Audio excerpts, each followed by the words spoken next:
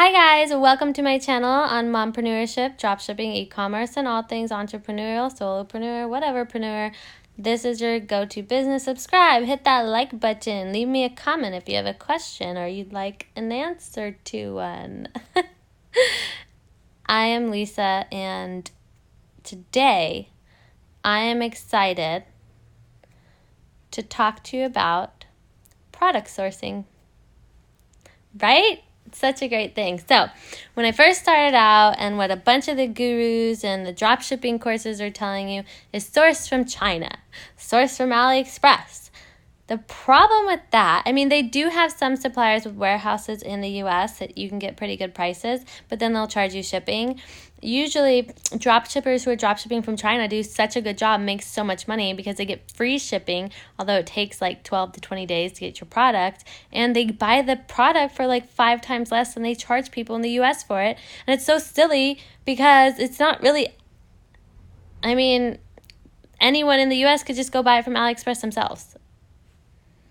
So why would they pay 5 times more? Probably because they've got a catchy ad for their product. They've got a great funnel. You've got FOMO. You really got to have it. It's like an impulse purchase at the grocery store, right? It's on social media. A lot of those products are being dropshipped from China, like the majority.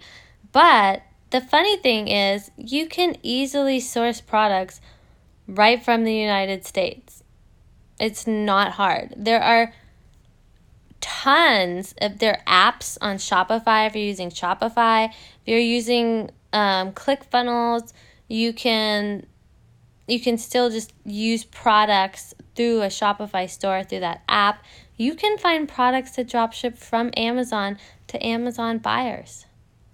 It's not really hard. So we have products that we source on Amazon. We find them, they're popular, they're great. They're being sold on Amazon for like let's just say $5. Okay, so there's a product for $5 on Amazon. Then we list it on our Amazon shop for $15. Follow me. And then when someone buys it from us, from our Amazon for $15, we then go buy it through our Amazon Prime account. We get the free shipping that gets to them in 2 days for $5, and we take the $10 margin in between. That's how we make our profit. And it's a great way to source products, and your customers are more likely to return because they just think they're buying from Amazon, and they are happy with the shipping. And instead of doing a receipt, like I just do a gift receipt so they can't they don't see the price. And that is that is like one of the easiest lightning fast ways you can get started in e-commerce today. Dropshipping Amazon to Amazon. I don't do that much anymore. Right now I'm actually developing my own product, getting it manufactured here in the USA. It's a huge deal. I've got amazing chief executive board, executives with multiple $1-million companies, and I'm very excited and feel blessed to work with them. And they believe in my product.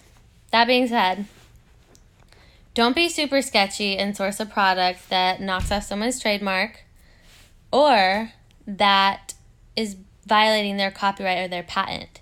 You can get sued. I, being a rookie years and years and long time ago, since I'm an old lady now, I've done that, made that mistake. Facebook will shut down your accounts. Goodbye ad account. Okay, don't do that.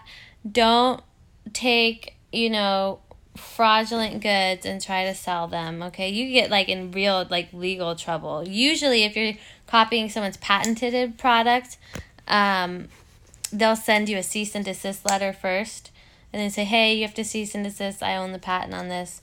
You can't sell it, basically. So, because usually if you are drop shipping from China or finding suppliers from China on Amazon or AliExpress or who have U.S. warehouses but they're Chinese drop shippers, a lot of them will have, knockoff and not real legit things. The funny thing is, though, you can find people selling really good knockoffs and stuff on Amazon, and they should be shut down. It's weird that they're not. But I mean, I try to be an ethical business person. I don't want to to be that guy, you know. So anyways, product sourcing. Also, there are a lot of American manufacturers, and I think that Americans right now are in a place where they really appreciate American manufacturing, and they appreciate the fact that they don't have to wait long ship times because we're super petty and we want what we want when we want it. We're instant gratification here in the USA. If you're drop shipping from somewhere else in the world, okay, use China. That's a no-brainer. If you're drop shipping to Brazil or Australia or UK, like I've drop shipped all over the world. I've sent packages to like Israel and stuff, and then you need to ship from China because you're gonna get the best price and get a good deal. And usually it's a product they don't have access to because like sometimes their governments like limit people's internet use and don't let them buy from, I don't know. It's just weird. The world's a weird place, okay? So you're actually kind of doing the rest of the world a favor if you're drop shipping from China to them on a lot of countries, but not really in the USA. And you can source easily. So Shopify has apps and their whole catalog's full of products: hunting gear, hair wigs,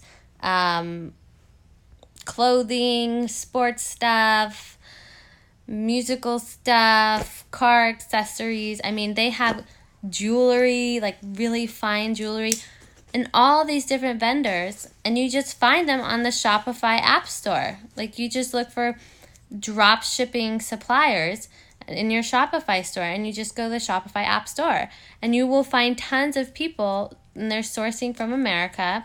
And there's even one I found that they just use a bunch of small businesses and creators, and I love that. It's like people who make handmade soaps and stuff, and they'll drop ship for you.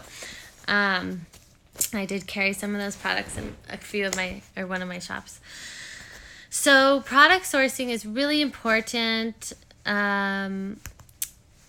Make sure you have good products too. A lot of people will say, well, order every product before you even think about marketing it or send it out to test it or try it out.